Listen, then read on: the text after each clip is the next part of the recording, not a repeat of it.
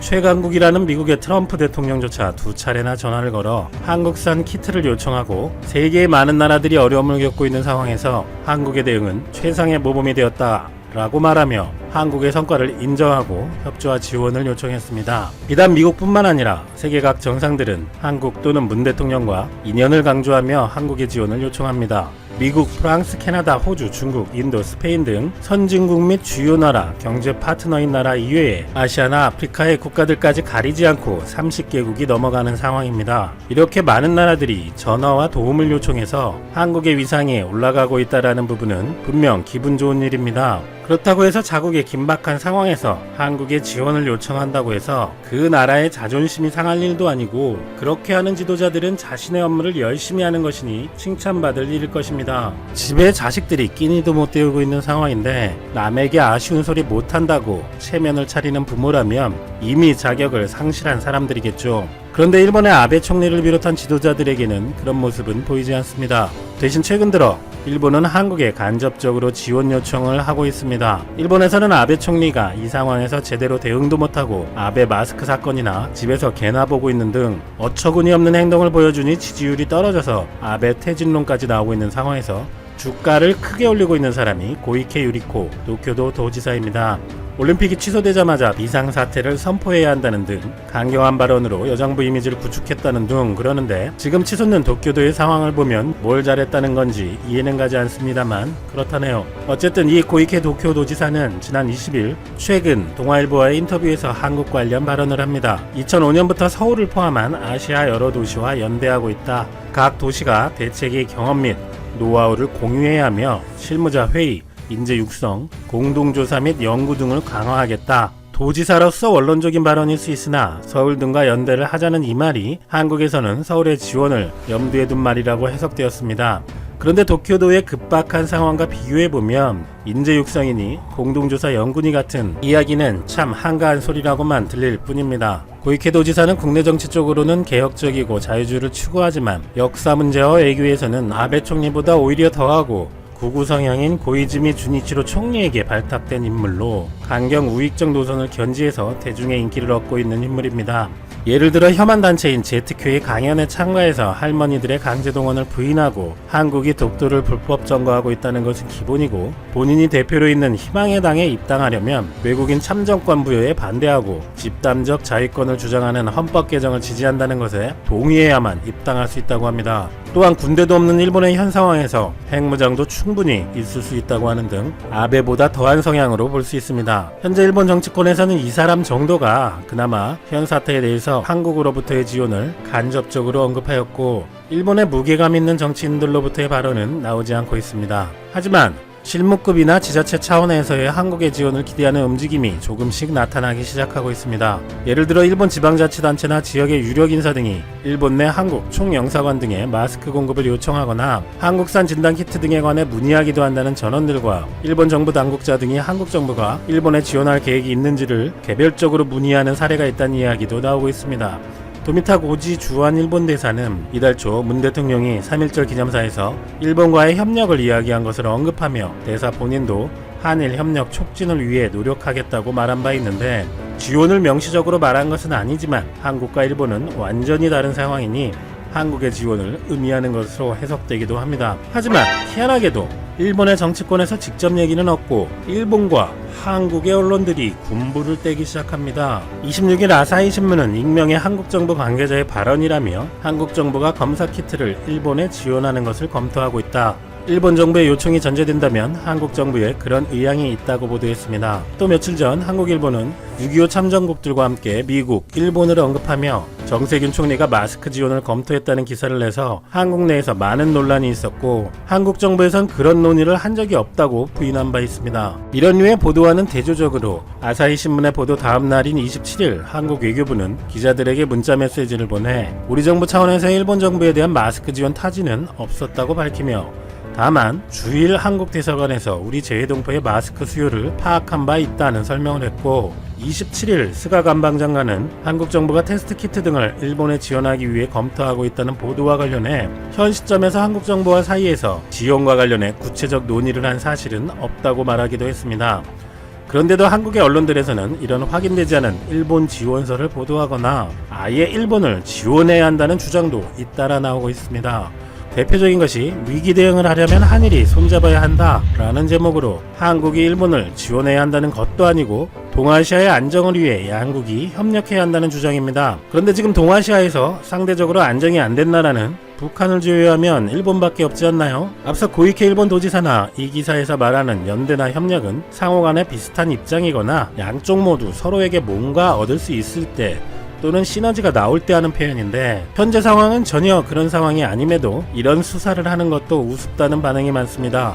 이 기사는 일본 언론이나 우익들이 한국에 위기가 오라고 고사를 지내듯이 지겹도록 써먹는 통화 스와프도 거론합니다. 97년 IMF 당시 한국에서 가장 빨리 빠져나간 것이 일본 단기 채권이어서 위기가 더 심화되었고 한일 통화 스와프가 2016년 종료된 이후 일본은 역사 문제에 이를 엮어서 아소다로는 역사 문제 약속이 지켜지지 않는다면 일본이 빌려준 돈도 돌려받지 못할 거지라는 어이없는 소리를 하는가 하면 매번 정치적으로 이용하고 있는 것은 주지의 사실입니다. 우리나라의 국력, 외환보유고와 경제 펀더멘탈은 금융위기 당시와는 비교가 안 될 정도로 강해져 있습니다. 3월 말 기준 외환보유고는 4천억 달러에 최근 미국과 600억 달러의 스와프를 추가해서 한국의 통화스와프 계약 상태도 더 좋아지고 있기 때문에 일본과의 통화스와프가 절실한 상황도 아님에도 저런 일본의 정치적 이용과 망언을 들으면서도 일본과 통화스와프를 해야 할 정도인가라는 의문이 들 수밖에 없습니다. 일본 외환은 준기축 통화로 미국 달러와 무제한 스와프가 가능하기 때문에 가치가 있는 것인데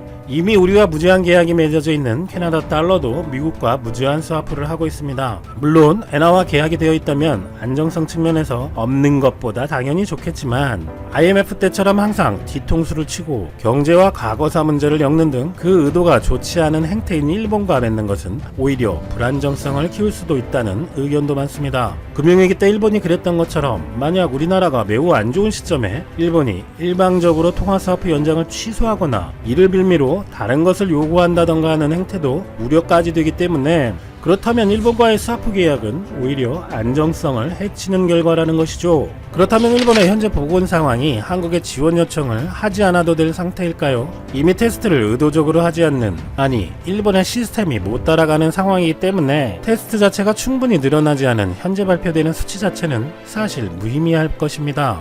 테스트가 절대적으로 적은 가운데 발표한 판정자니 사망자니 숫자는 중학생만 되어도 아무 의미가 없다고 생각하는 것은 당연하겠지만 일본인들은 테스트를 할수록 붕괴가 된다고 하면서 일본은 아직 인구 대비 판정자도 적고 사망자도 적다. 그것이 일본의 높은 역량이다라는 자화자찬까지 하고 있는데 진짜 일본인들은 그렇게 믿는 사람들이 많아 보이니 신기할 뿐입니다.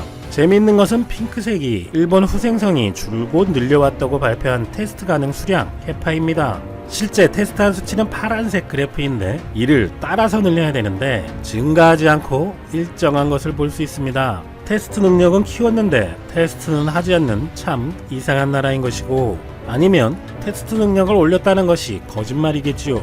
정말 웃기는 것은 그래프에서 테스트량이 뚝 떨어지는 구간이 있는데 이유를 짐작하시겠습니까? 바로 주말이어서 관련 공무원들이 휴무를 해서 그렇다고 합니다.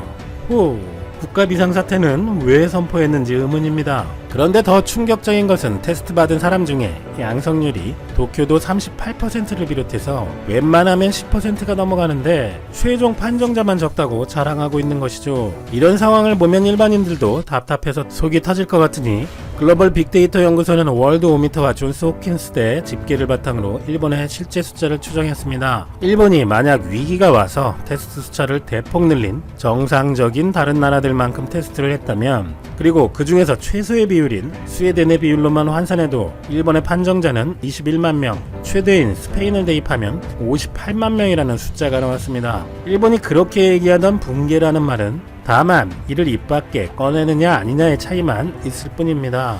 27일 우리나라의 언론노조와 유사한 단체인 일본 언론 문화정보노조 회의는 방송국, 신문사, 통신사 등의 직원 214명의 설문 결과 현재 일본 언론은 현장 취재도 못하고 당국의 발표에만 휩쓸려가고 있는 상황인데 정부에서 의료붕괴라는 표현을 쓰지 말라고 요청하였다고 합니다. 그러면서 MIC는 대본용의 발표에만 물들었던 2차 대전 당시 전쟁 보도의 실수를 반복해서는 안 된다고 입장을 표명했는데 현재 일본 언론 종사자들이 보는 일본 정부의 자세를 단적으로 볼 수 있는 것 같습니다. 한국의 상황이 한창 안 좋을 때 한국처럼 정확도도 없는 테스트를 무분별하게 하면 붕괴가 온다라고 일본 언론에서 기원을 하던 일이 불과 한 달여 전인데 실소를 금할 수가 없습니다. 이렇게 일본은 최악의 상황으로 가고 있지만 일본 정부에서는 진실된 조치나 노력도 별로 보이지 않는 것 같습니다. 한편 한국에서는 관세청 자료로 20일까지 키트 수출액은 1억 3,195만 달러로 지난달 같은 기간 725만 달러보다 18배 폭증했으며 진단키트 업체 관계자들에 따르면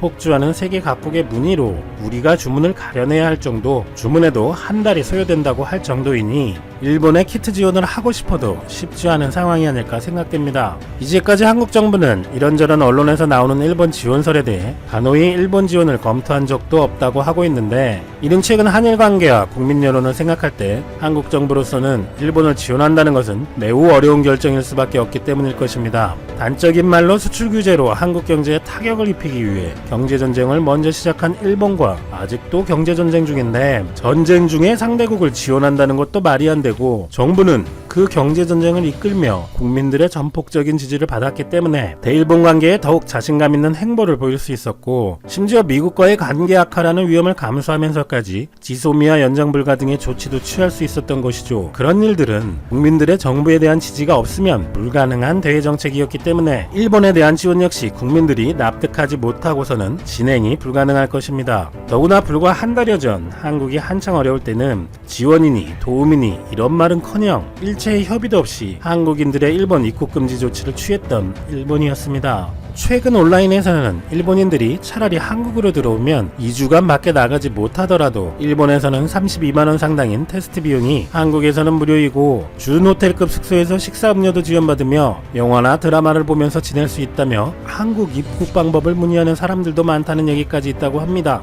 그런데도 일본 정치인들은 이런 절박한 상황에서도 한국에 지원 요청을 하지도 않고 언론과 한국 인맥 등을 동원해서 한국이 마지못해 먼저 손잡아주기를 기대하는 모습으로만 보입니다. 그러나 일본 정부가 한국의 도움을 받을 수 있는 방법은 정식으로 한국에 요청해야 하고, 그것이 한국 국민들의 이해도 구해진 다음에나 가능할 것 같습니다만, 일본의 현 정치인들이 한국의 지원 요청을 정식으로 할 때는 일본의 상황이 더욱 최악으로 흐르고 많은 일본의 의민들조차 더 이상 참지 못한다는 때나 가능할 것 같습니다. 그런데 일본이 현재 대처하는 것을 보면 일본의 보건 상황은 더 안 좋은 그런 날이 금방 올 수도 있을 것 같습니다. 그때 일본은 자신들의 지지 기반인 우익들에게 보여지는 모습을 연출하기 위해 애를 쓰지 않을까 생각됩니다.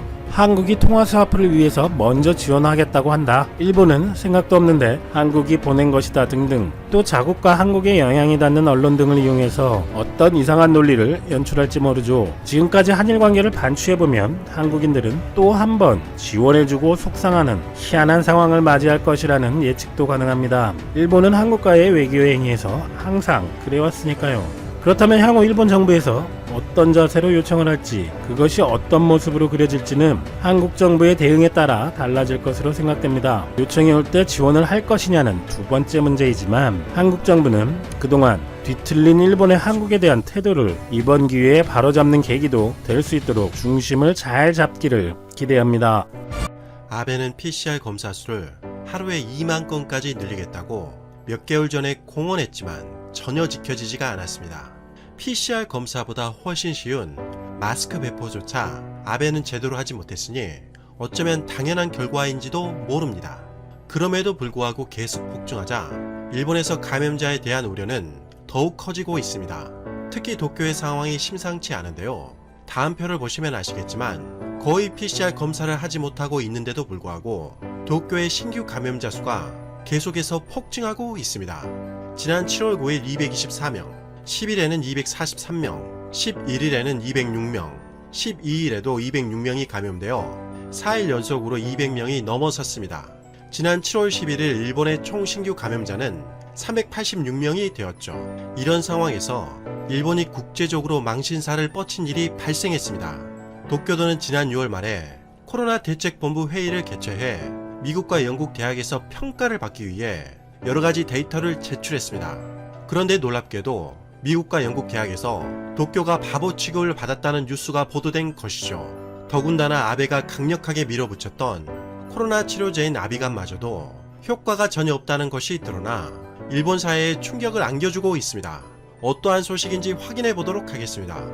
지난 7월 7일 일본 매체 JB 프레스에 따르면 미국과 영국 대학에서 바보라고 불린 도쿄라는 상당히 충격적인 기사가 보도되었습니다. 기사에 따르면 6월 말 도쿄가 코로나 대책 회의를 열고 재검토를 진행해 새로운 항목을 정리했다는 보도가 있었습니다. 감염 상황이나 의료 체제를 전문가에게 분석받고 도쿄도가 평가해 주의를 환기할지 여부를 판단한다는 것으로 7월 1일부터 시험적으로 운영되고 있다는 것입니다. 따라서 도쿄도는 글로벌 AI 윤리 컨소시엄에 데이터를 제공하고 평가를 받으려고 했습니다.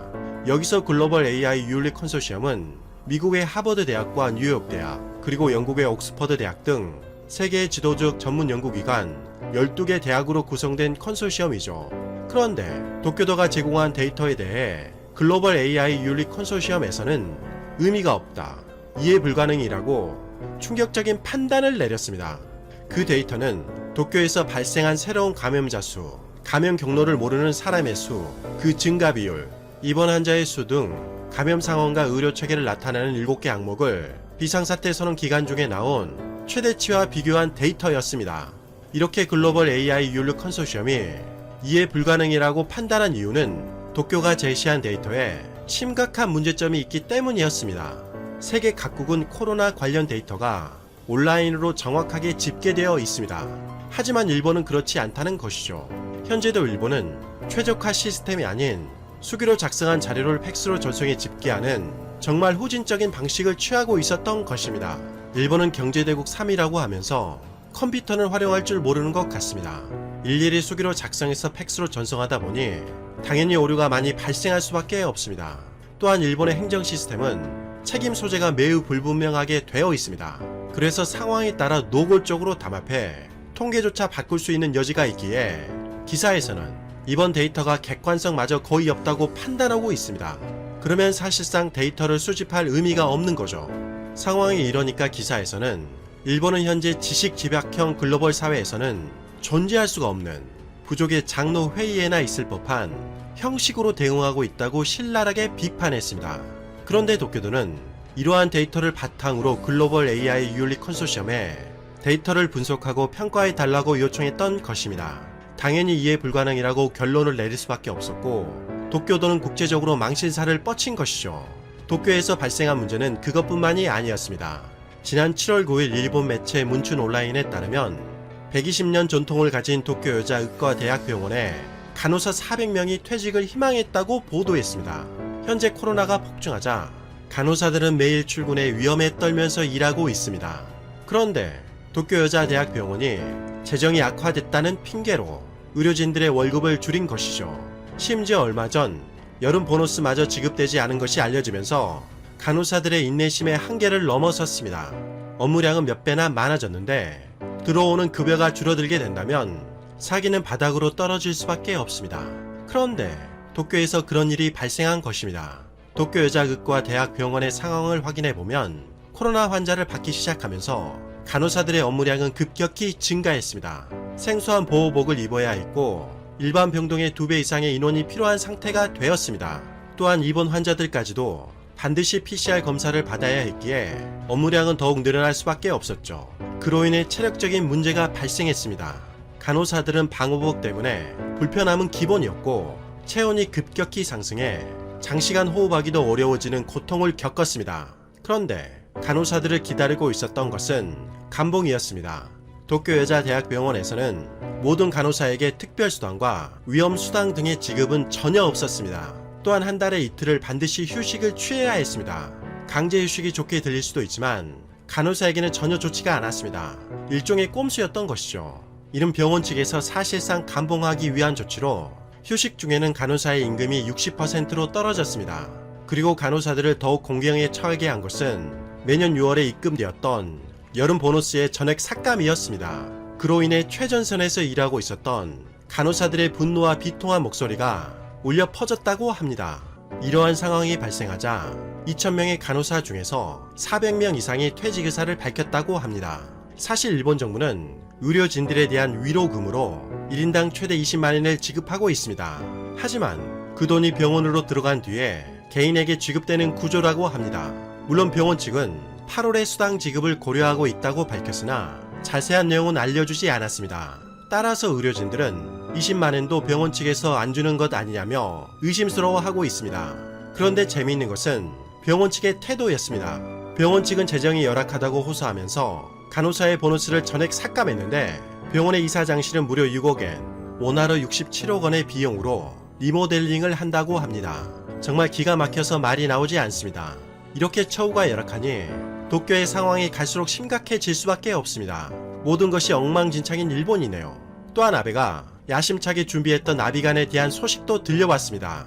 아베는 지난 5월 기자회견에서 아비간에서 치료 효과가 나타나면 5월 중에 코로나 치료제로 승인하겠다는 목표를 세웠습니다. 그때만 해도 5월에 반드시 승인할 것처럼 보였는데 시간을 질질 끄는 이유가 밝혀졌습니다. 지난 7월 10일 일본의 다수 언론들이 아비간은 코로나 치료제로 명확한 효과가 없다는 뉴스를 보도한 것입니다. 그 중에서 NHK 기사를 확인해보면 후지타 의대 등은 올해 3월부터 아비간을 경증과 무증상 입원 환자 88명에게 투여해 유효성과 안정성을 확인하는 임상 연구를 실시했습니다. 그리고 지난 7월 10일 온라인 회견에서 그 결과를 공개했습니다. 임상 연구에서 첫 번째는 첫날부터 최장 10일간 아비간을 투여하는 그룹과 두 번째는 최초 5일간 투여하지 않고 입원 후 6일째부터 아비간을 투여하는 그룹을 비교해 조사했습니다. 발표에 따르면 첫날부터 투여한 그룹에서 6일째까지 바이러스가 검출되지 않는 환자는 66.7%였지만 5일간 투여하지 않은 그룹에서는 바이러스가 검출되지 않는 환자는 56.1%였습니다. 또한 열이 내릴 때까지 걸린 평균 일수는 첫날부터 투여하면 2.1일이었으며 5일간 투여하지 않은 경우는 3.2일이었다는 것입니다. 연구진은 이번 첫날부터 투여하는 것이 바이러스가 없어지거나 열이 내리기 쉬운 경향이 나타나긴 했지만 통계적으로 명확한 유효성은 확인할 수 없다고 밝혔습니다. 치료제라고 부르기 민망할 정도로 거의 차이가 없었던 것이죠. 심지어 아비간은 기형아를 낳을 수 있는 심각한 부작용까지 가지고 있기에 더욱 심각합니다. 하지만 이에 대해 일본의 후생 노동성은 이번 결과를 어떻게 다룰 것인지와 코로나 치료제 승인을 신청할지 여부는 제약회사의 판단에 달려있다고 말하며 신청할 경우에 재심사를 하겠다고 밝혔습니다. 아비간을 개발한 후지필름은 후지타 의과대학의 발표 내용을 확인하고도 계속해서 임상을 진행하겠다고 밝혔습니다. 아비간이 효과가 없다는 것을 일본 의료진들이 밝혔는데도 끝까지 밀어붙이는 상황이죠. 한편 일본의 국토교통성은 지난 7월 10일 당초 8월에 시작 예정이었던 고토 여행 캠페인을 7월 22일로 앞당겨 시작한다고 발표했습니다. 일본의 감염자 수가 폭증하고 일본 의료진들마저도 우려의 목소리가 높았지만 그와 정반대의 대책을 내놓은 것입니다. 일본의 국토교통성에 따르면 이러한 이유에 대해서 일본의 관광 관련 업계, 즉 호텔이나 요관 등이 코로나로 도산이 잇따르는 등 일본의 지방 관광지는 어디에나 공경에 처해 있는 상태이기 때문에 여름 여행 시즌을 앞두고 준비를 서두르는 것이라고 합니다. 하지만 일본 네티즌들은 일본 정부가 고토 여행 캠페인을 서두른 이유에 대해서 이 모든 정책이 이권과 관련된 것이라며 의심의 눈초리를 보냈습니다. 또 다른 일본 네티즌들은 일본 정부의 정책은 코로나 감염 저지가 아니라 코로나 감염 확대를 뒷받침하고 있다며 일본 정책이 거꾸로 가고 있다라고 한탄했습니다. 정말 일본인들마저 한탄할 정도로 일본의 무능함이 더욱 두드러지는 것 같습니다. 이상 가치왕 채널이었습니다.